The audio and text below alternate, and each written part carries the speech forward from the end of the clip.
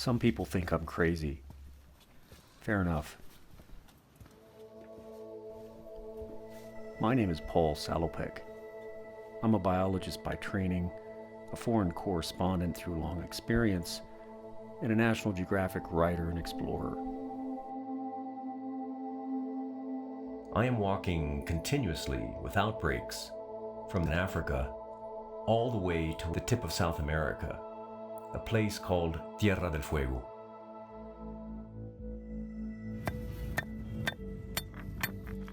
My project, called the Forever Walk, is a journey of about slowing down, taking the time to listen, to learn, and to interact with humanity in the most immersive way possible.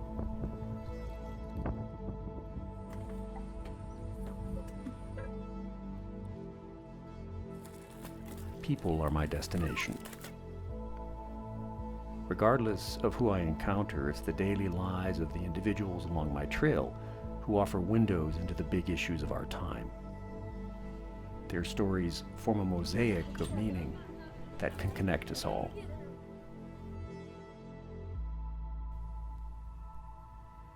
Now, my journey has taken me and my local walking partners deep into China.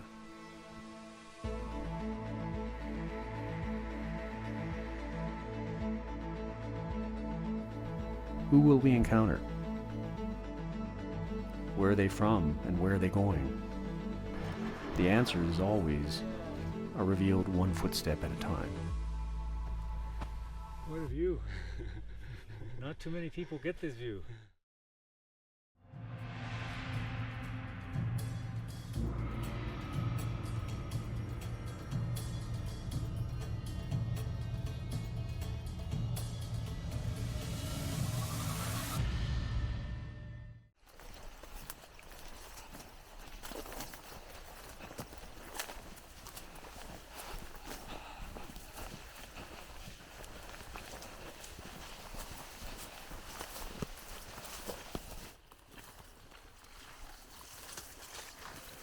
Sometimes people ask me if I ever get lonely.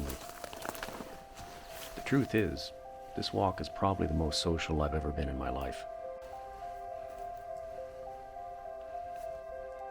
Since setting foot in the Middle Kingdom, I've been following the Hu Line. It's an imaginary boundary that divides East and West China, and it'll steer me some 6,000 kilometers across 10 provinces. Now, it's brought me here to Lijiang in Yunnan Province, in China's southwest.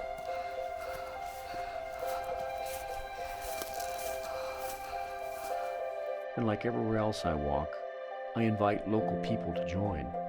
So far, I've had more than 50 walking partners across the world, companions who have turned into lifelong friends. The moon! Moon. Where?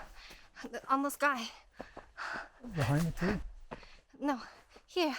Look, look. Oh, yeah. That's beautiful. Okay. Marina Zhang is my first female walking partner in China. Good.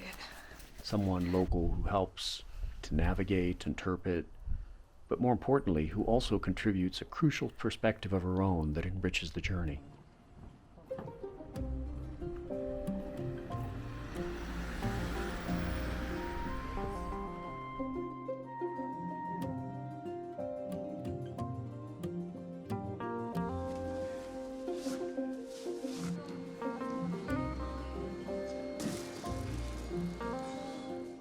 We can go this way. She's great. She's a photographer from Kunming, and she's been teaching me a lot about, her life and her upbringing in Kunming as a city woman who's now coming back from international travels to rediscover her home, right? So she'd been traveling to Peru, she'd been traveling to India, she lived in Canada for a while, and she's now kind of realizing the riches that are here right at her doorstep, as it were. Marina's usually 752 meters to a kilometer ahead. She's very tough, she's very strong, and she's a very powerful walker. 因为我小时候最大的特长就是爱走路，经常被我的同学嫌弃，就是因为走得太快了。他们跟我逛街的时候，就好像他们一个人逛一样，因为我经常一下子就消失了。第一次有一个人可以把走路这件事情作为我的优点，然后愿意来让我跟他一块工作，我觉得简直是我长那么大第一次碰到这种事情。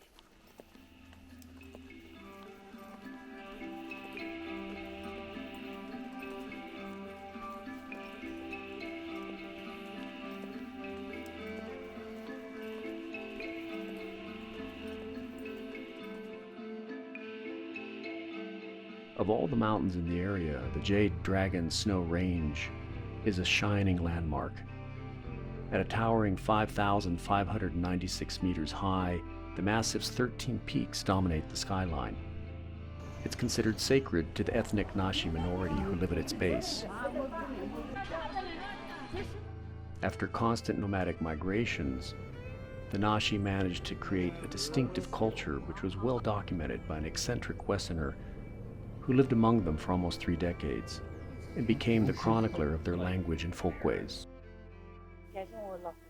后他和我说过的一件事情是，当时洛克差不多是1921年到1949年的时候，他作为一个美籍的奥地利人，来到云南这个地方，然后包括去了四川、甘肃啊、西藏边缘这些地方，来对我们国家进行一个记录，文字的也好，影像的也好。但是的话呢，他感情最深的是在丽江地区。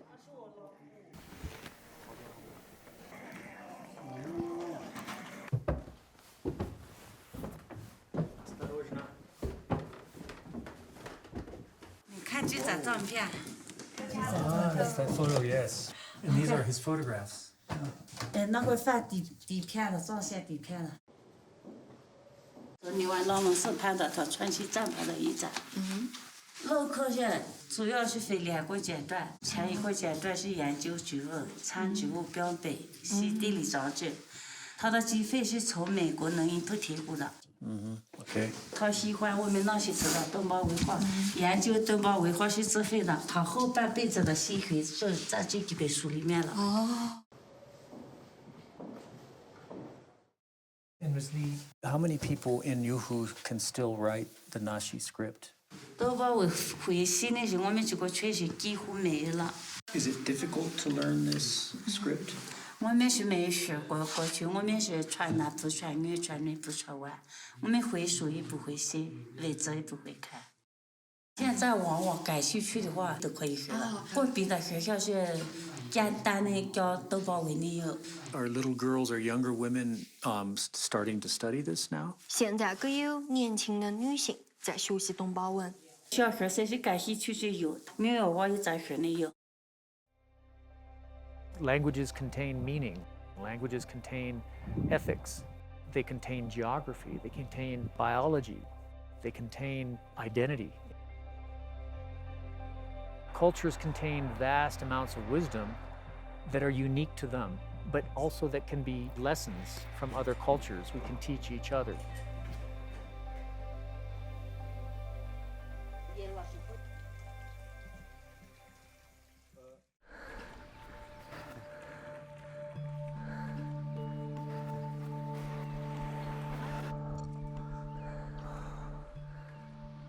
In a sense, my walk is a learning journey. The culture and history of a place and its people, the politics, economics, environment, and folklore, revelations from the personal to the global, all are only possible through encounters like these. 100,000 birds. Really? around there. Wow, A every year. Yeah. Usually in winter time, most of the birds come here for winter.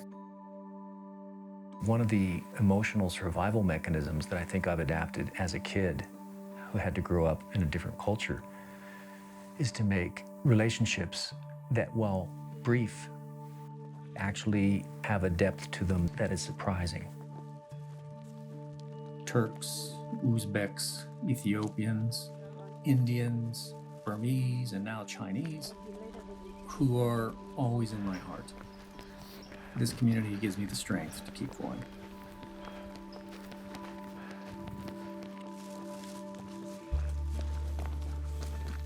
星球出来了，金星、土星、木星。They add their voices to the walk, and in this way, the walk becomes like a song.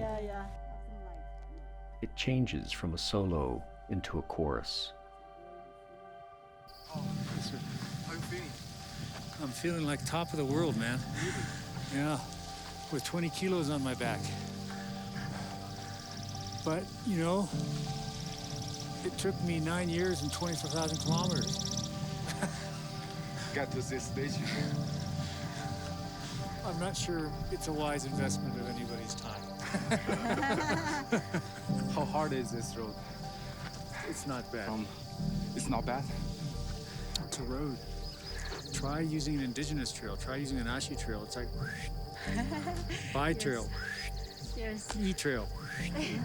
And This is a road. This road is going dancing up the mountain. and you've walked roads like way harder than this. Yeah, this is a walk in the park compared to what coming through Afghanistan in November.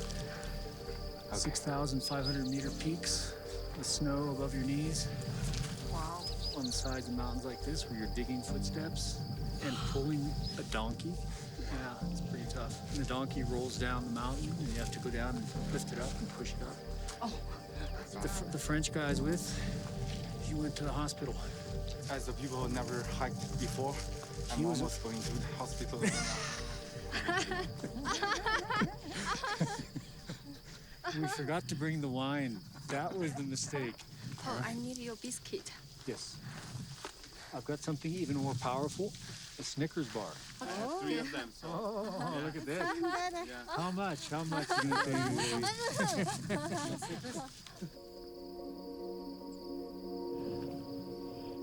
But for just little bit one.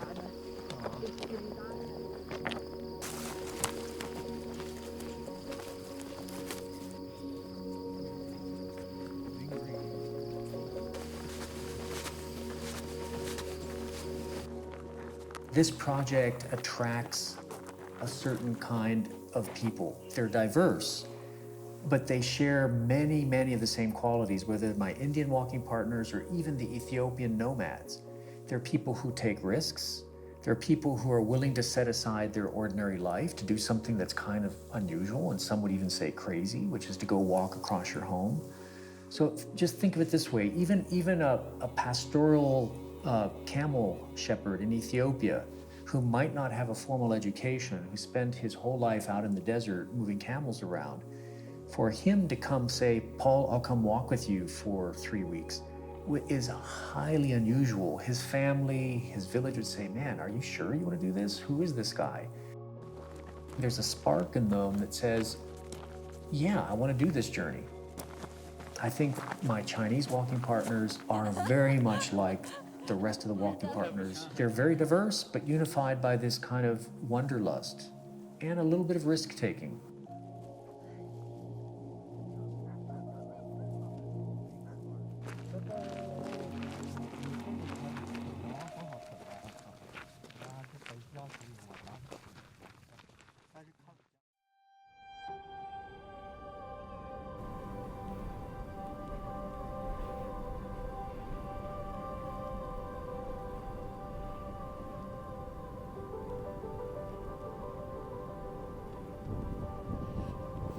Paul, caution slippery.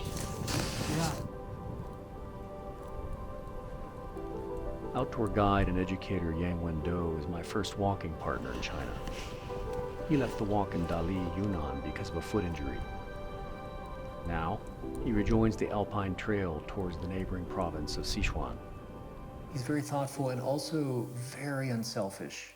He always puts others before him. He's a very generous man.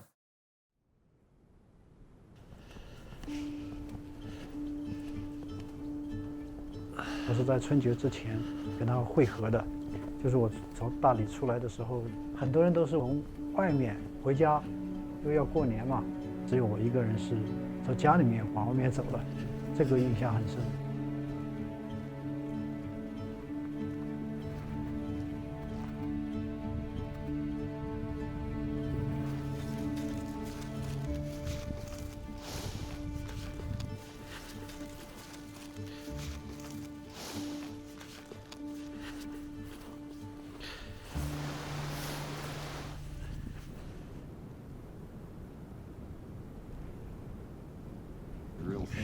champagne of the mountains.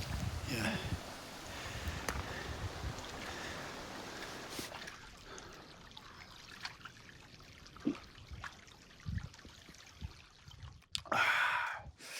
This is water.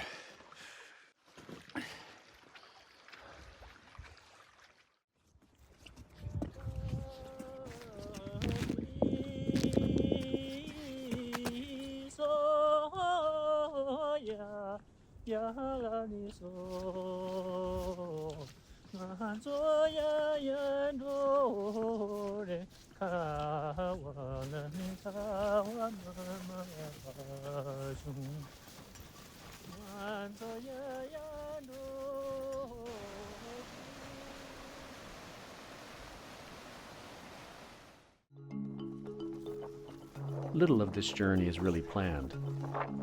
From the weather to who we meet, where we eat, where we stay, certainly not this.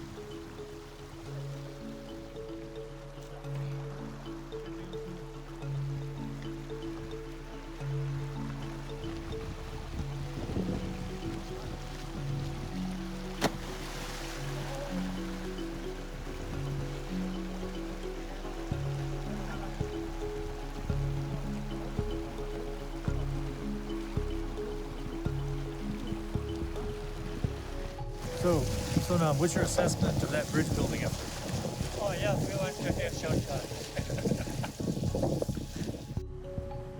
Here remember the corrals? These are the corrals. Unable to cross the river, we need to find another way forward. And as always, there's someone nearby who can show us. 你就走这儿上去有一条路的，这儿上去啊两上有条路坡的，这儿就走个两上上去。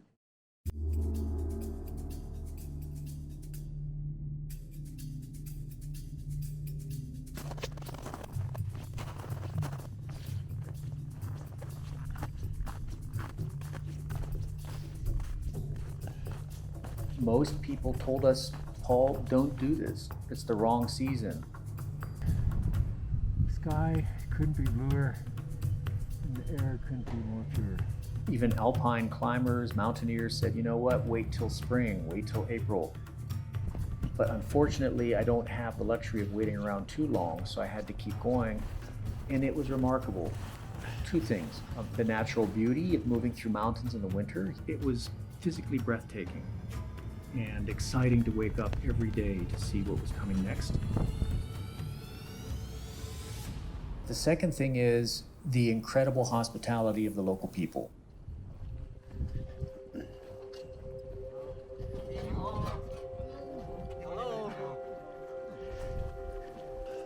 And walking is a very humbling way to move through the world because you are vulnerable, because you are kind of throwing yourself at the mercy of strangers and of the weather and of the land.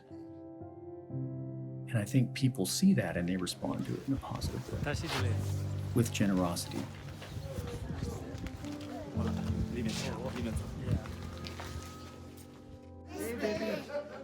We didn't know anybody, as is often the case when we're walking into a new community.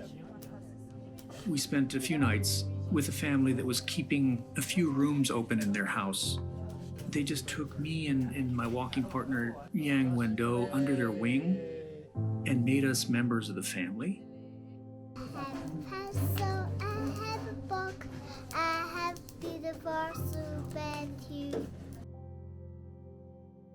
And we felt like, you know, maybe cousins or brothers who shared not only their roof and their beds and their heating and their wonderful cooking, but also told us about their lives, you know, how much this part of China had changed in just their own lifespan.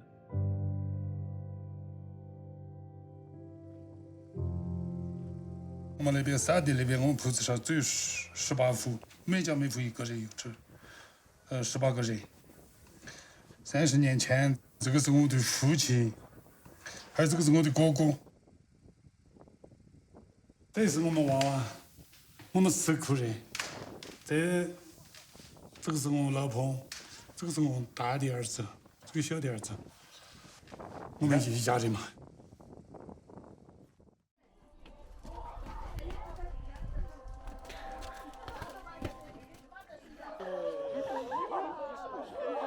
他要的是真实，他就是想体验一个真实的中国。我觉得作为我一个他的徒步伙伴来讲，我也就像一座桥梁一样，我希望能够把它和我们中国就是最真实的自然景观也好，历史人文也好，民俗也好，就是能够连起来，让他可以看到这种声音，而且通过它传递到全世界。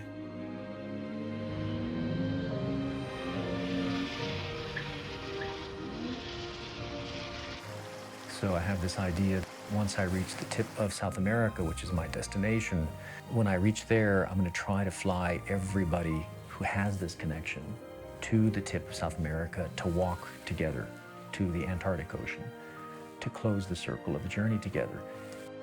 That sounds like it's coming back to kind of a poetic closing of the project, but it's more than that. It's a reaffirmation of our friendship and a lifelong bond.